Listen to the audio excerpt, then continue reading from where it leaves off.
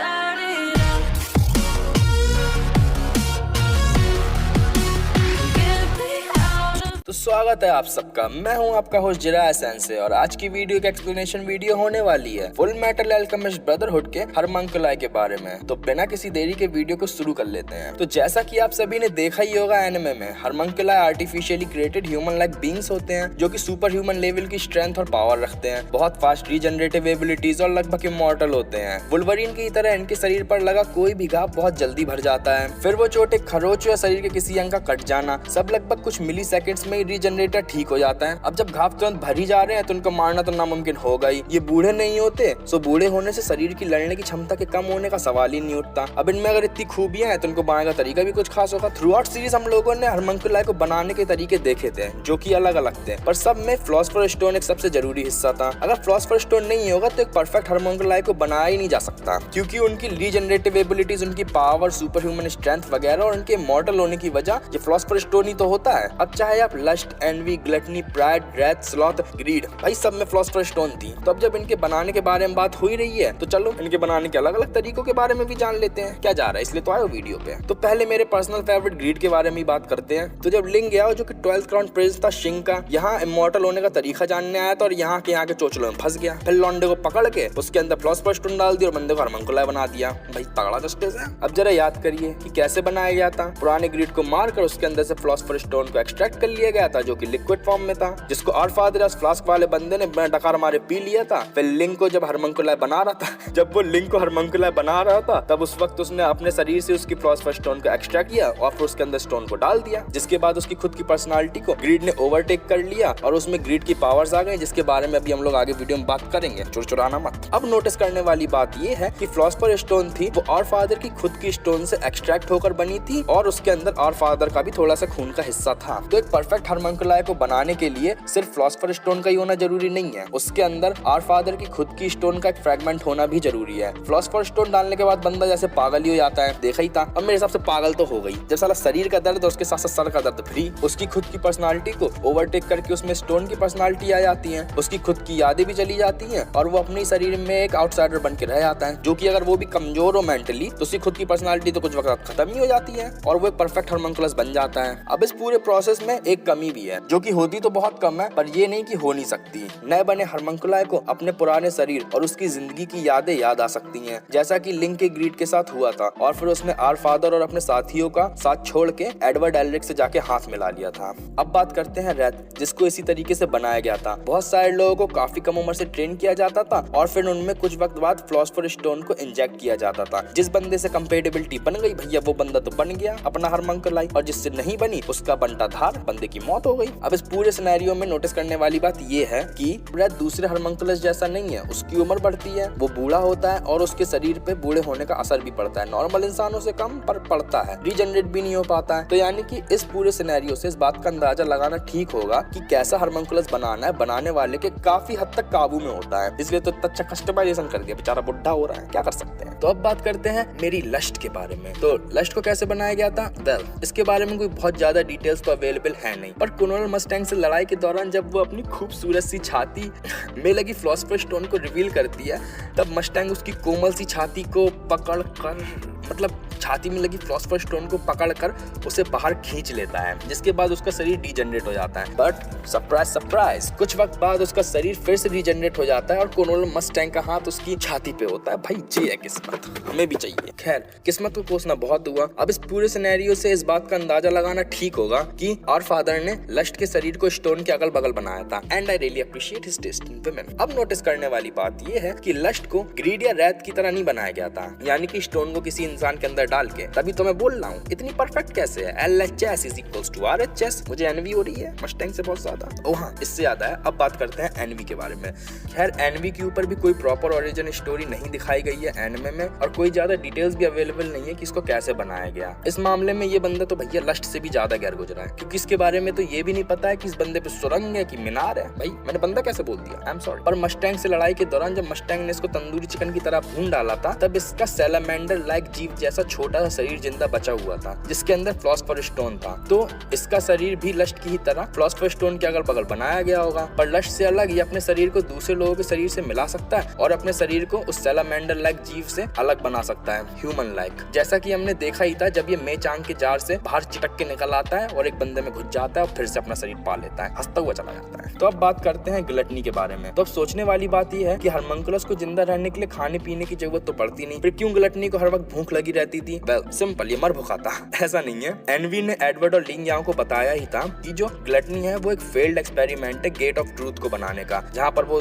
बत्तीसी दिखाने वाला सफेदा रहता था। पर कोशिश नाकामयाब रही और इस नाजायज का जन्म हुआ, जिसको प्राइड ने नाजायज होने की वजह से उसका नाश्ता कर डाला। कॉम्प्लिकेटेड फैमिली इश्यूज, जिसका हम कुछ नहीं कर सकते। जब प्राइड ने इसको खाया था तब हम लोगों ने देखा था कि इसके पेट के पास फिलॉसफर स्टोन थी। तो भाई लो, लस्ट और एनवी की तरह इसको शरीर को भी अगल बगल बनाया होगा फिलॉसफर स्टोन के। वही पुराना तरीका, कोई नया तरीका लाओगे? तो अब बात करते हैं स्लॉथ की। भाई वही पुरानी कहानी, स्टोन के अगल बगल शरीर को बना दिया गया, नथिंग न्यू। और हाँ, यहाँ पर मैं स्पेशली ब्रदरहुड के बारे में बात कर रहा हूँ, तो कमेंट सेक्शन में मत आ जाना ज्ञान पेलने। तो अब प्राइड के बारे में बात करते हैं और यहाँ से चीजें काफी ज्यादा इंटरेस्टिंग हो जाती हैं। प्राइड वो पहला हरमंकुलस था जो कि आवर फादर ने बनाया था। पहला हरमंकुलस होने की वजह से आवर फादर ने उसके शरीर को बहुत ज्यादा अपने जैसा बनाया था और इसी सिमिलैरिटी की वजह से वो बहुत ज्यादा ताकतवर भी था। जितने भी हरमंकुल आए हैं साला उनमें सबसे ज्यादा ताकतवर है, इसलिए तो उसमें इतना ज्यादा प्राइड है। समझो, समझने की बात है ये। अब चूंकि प्राइड को मरते हुए नहीं दिखाया गया तो इस बारे में अंदाजा लगाना बहुत मुश्किल है कि उसके शरीर को स्टोन के अगल बगल बनाया गया या किसी बच्चे के अंदर स्टोन को डाल के बच्चे को तड़पा के उसकी पर्सनालिटी को ओवरटेक करवा के बनाया गया। मैं यहाँ पे अपनी आर्ट ऑफ डिकंस्ट्रक्शन नहीं लगा सकता हूँ। और हाँ,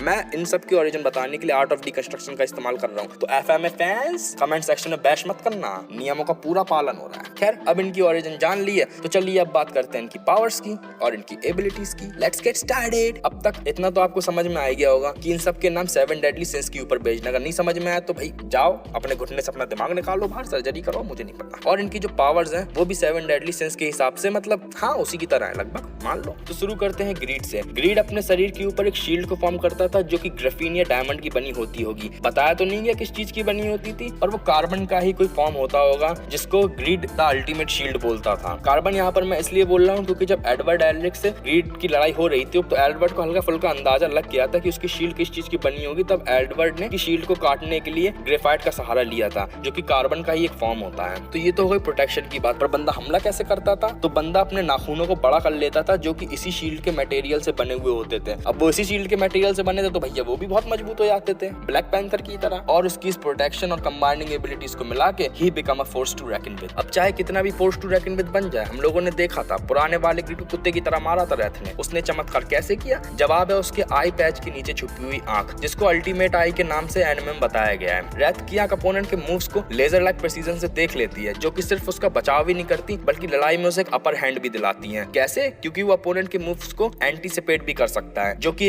लगभग शारिंगन जैसा ही है पर टू इट्स वेरी बेसिक। बचपन से लाठी मार मार के ट्रेन करने की वजह से रैथ की स्वॉर्ड्समैन स्किल्स और फायर आर्म स्किल्स तो है ही यहाँ, और ना जाने कितनी तरीके की मार्शल आर्ट्स आती हैं। अब इन सब चीजों को मिला दो तो उसको छूना भी नामुमकिन बन जाता है। अब जब बंदा घायल ही नहीं हो रहा तो रीजनरेटिव एबिलिटीज का क्या वो अचार डालेगा? इन सब खूबियों को मिला दो उसकी अल्टीमेट आई के साथ, फिर भैया रैथ तो किसी भी हरमंकुल आई से कम क्या उससे थोड़ा बहुत ज्यादा ही निकल जाएगा। और जैसे कि हम लोगों ने देखा भी था, अब रैथ चाहे कितना भी खतरनाक हो अपनी अल्टीमेट आई को मिला के, और वो लस्ट को ओवर पावर नहीं कर सकता क्योंकि लस्ट की पावर है boobs. Boobs pair with a gorgeous बूटी। और जैसे कि सेइंग जाती है, स्तनधारी के सबसे भारी, मतलब स्तनधारी है सब पे भारी, ऐसी है कुछ। आई मीन सीरियसली, लस्ट अपनी खूबसूरती और इंटेलिजेंस के दम पे लगभग किसी भी आदमी के साथ नैन मटक्का करके उससे इन्फॉर्मेशन निकलवा लेती थी। जैसे कि हम लोगों ने देखा ही था एनिमे में इसने जीन हैवॉक के साथ किया था। जब इन्फॉर्मेशन निकलवा ली तो बाद में उस आदमी का काट देती थी गला अपने एक्सपेंडेबल क्लॉज के दम पे, जो कि बहुत लंबे नाखून है, जो कि ग्रीड की तरह बहुत ज्यादा स्ट्रॉन्ग है। और फिर उसकी खड़ा मतलब सिड्यूस करने की खूबी के साथ इस खूबी को भी मिला दो तो वो परफेक्ट बन जाती है स्टेल्थफुली किसी मिशन को कंप्लीट करने के लिए। पर अगर स्टेल्थ की बात हो रही है तो स्टेल्थ का बादशाह है एनवी। क्यों? क्योंकि एनवी शेप शिफ्टिंग कर सकता है और वो शेप शिफ्टिंग के दम पे लोगों के जैसा दिख सकता है, उनके बीच में घुस सकता है, किसी भी भीड़ में जाके उनके आपस में ही एक दूसरे के बीच में घुसकर उनमें संदेह पैदा कर सकता है, जिससे वो एक दूसरे से लड़ने भी लग सकते हैं। और ऐसा उसने किया भी था, एनिमे में हम लोगों ने देखा था। और वो किसी का भी रूप ले लेता है तो फिर यानी कि कोई भी सीक्रेट इन्फॉर्मेशन कोई भी ऑफिसर बन के निकलवा सकता है। अब सेफ शिफ्टिंग की पावर अगर स्टेल्थ में इतनी अच्छी है तो वो लड़ाई में कैसे काम आ सकती है? तो लड़ाई में भी वो बहुत काम आ सकती है, क्योंकि एनवी अपने आप को बहुत बड़े मॉन्स्टर के रूप में भी बना सकता है, जैसे कि हम लोगों ने एनिमे में देखा ही था। और एक राक्षस से फालतू में कोई भी नहीं भिड़ना चाहेगा। कोई बहुत ज्यादा मूर्खी होगा जो किसी राक्षस से भिड़ना चाहेगा, कॉमन सी बात है। तो चलो अब ग्लटनी पे आते हैं। इसके पेट में फॉल्स गेट ऑफ ट्रूथ है जो कि हमेशा इसको भूखा रखता है और उस भूख को मिटाने के लिए ये बंदा किसी भी हद तक जा सकता है, कुछ भी खा सकता है और जैसे चाहे वैसे खा सकता है। हम लोगों ने देखा ही था जब एडवर्ड उसके पेट में घुस गया था लिंगिया और एनवी के साथ, तो साला कितना कचड़ा पड़ा था भाई, ये कूड़ादान था लगभग। इतना सब कुछ खा पाने की वजह से इसके जबड़े बहुत ज्यादा मजबूत हैं और ये उन जबड़ों से मरभुकों की तरह किसी भी बंदे के किसी भी अंग पे कूद जाता है, संभाल के रखना। इसके पास सिर्फ मजबूत जबड़े ही नहीं है, इसके पास एसिडिक सलाइवा भी है। तो फिर कोई शख्स हो या फिर कोई मेटल हो, इसका एसिडिक सलाइवा किसी भी चीज को गला सकता है और इस सलाइवा की मदद से ग्लटनी रेंज्ड अटैक्स करता था। साला थूकता था लोगों पे अपना एसिड वाला सलाइवा और फिर जब वो भुन जाते तो उनको खा डालता था। मतलब कितना वाहियात है बे तू। खैर इसकी वाहियात पने को पीछे छोड़ते हैं और अब आते हैं स्लॉथ पे, जो कि इससे भी ज्यादा वाहियात है। अल्टीमेट मस्कुलर पावर और सुपर फास्ट स्पीड।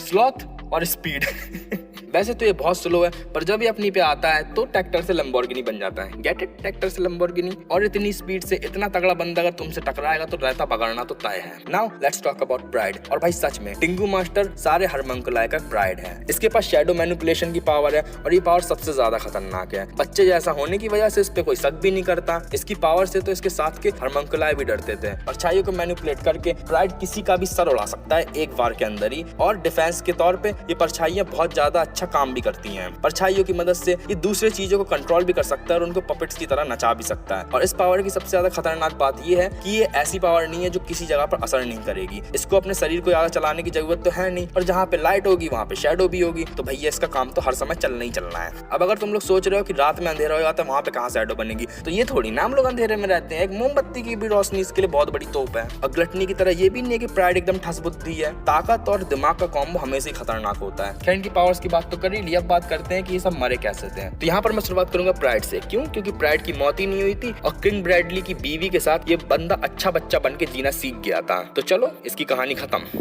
और ग्रीड तो पारिवारिक वजह से मारा गया। आवर फादर ने सीरीज के एंड में लिंक्स ग्रीड के पेट में हाथ डालकर उसकी फिलॉसफर स्टोन को एक्सट्रैक्ट कर लिया था और अपने अंदर समा लिया, पर बंदा नहीं रुका। बंदे ने आवर फादर के ही शरीर को राख बनाना शुरू कर दिया, जिससे डर कर आवर फादर ने उसकी फिलॉसफर स्टोन को अपने शरीर से बाहर निकाला और फिर बाहर निकालने के बाद ग्रीड खुद राख बन गया। टाटा बाय बाय खत्म। अब आते हैं रैथ पे, जिसको स्कार ने मारकर अपने ईशवालन वाले साथियों का बदला लिया। एक बहुत ही ऑसम, एपिक और ग्रूलिंग बैटल में, जिसमें लगभग स्कार खुद ही मर गया था। उसने रैथ के हाथ को काटकर अपने एल्केमी टैटूड हाथ को रैथ की छाती पे छुलाकर उसको मार दिया, जिसमें किस्मत ये रही कि रैथ की तलवार पर रोशनी आ गई थी, जिससे उसकी नजर स्कार से कुछ मिली सेकंड्स के लिए हट गई और स्कार ने मौके पे चौका मार दिया। नहीं तो मुझे नहीं लगता कि वो रैथ को मार पाता। खैर ऐसे ही मुझे स्लॉथ के लिए भी लगा था। जब आर्मस्ट्रांग सिबलिंग्स बहुत देर तक स्लॉथ से लड़ते रहे और मुझे लगा कि अब तो मरने नहीं वाला है, इन दोनों का पट्टा टैं बोलने वाला है, पर एडवर्ड की टीचर ने अपने हस्बैंड के साथ आके बीच में भांजी मार दी। और हाँ, इंपॉर्टेंट बात यह है कि उसने उनकी बहुत ज्यादा मदद करी। अब वहीं पर हमें एलेक्स आर्मस्ट्रांग और सिक कर्टिस का आइकॉनिक डुओ देखने को मिला। उनकी एक बहुत ही ज्यादा फनी और मसल शो ऑफ वाली बैटल में, जब उन लोगों ने एंड में स्लॉथ को उठाकर एक पिलर पर पटक दिया, जिससे बाहर निकलने की कोशिश में स्लॉथ राख बन गया। बट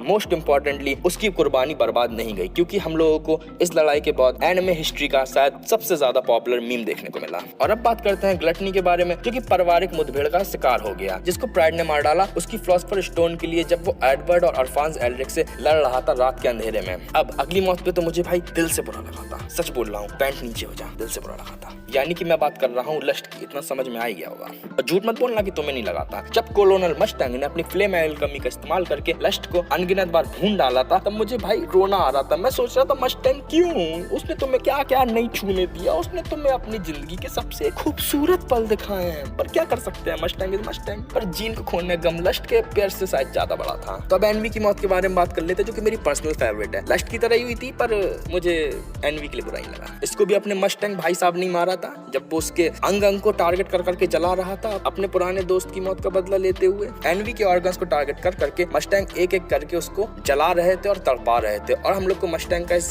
पूरी बैटल के दौरान एक बहुत ही भयानक और मॉन्स्टर्स रूप देखने को मिला था। मैं सोच रहा था पर्सनली कि अच्छा हुआ अपना जो एनवी है वो जेंडरलेस है, वरना ओ माय गॉड।